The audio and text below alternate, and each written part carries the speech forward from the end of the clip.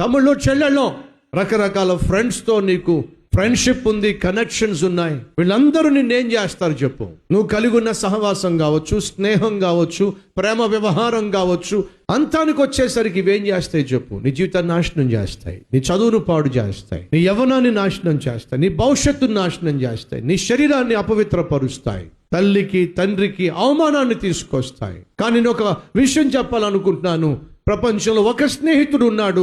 ఆ స్నేహితుడు ఇప్పటి వరకు ఏ ఒక్కరిని మోసం చేయలేదు, ఏ ఒక్కరికి అన్యాయం చేయలేదు. కానీ తనతో స్నేహం చేసిన ఎవరినైనా సరే, పేదవాడు కావచ్చు, ధనవంతుడు కావచ్చు, విద్యావంతుడు కావచ్చు, విద్య లేనివాడు కావచ్చు, తక్కువ కులం వాడు కావచ్చు, పెద్ద కులం వాడు కావచ్చు, తెల్లవాడు కావచ్చు, నల్లవాడు కావచ్చు, ఎవరైనా కావచ్చు, ఆయనతో స్నేహం చేసిన ప్రతి ఒక్కరిని ఆయన దీవించాడు, హెచ్చించాడు, గొప్ప చేశాడు. అన్ని విధాలుగా ఆయన పేరు ప్రభు అయిన యేసుక్రీస్తు.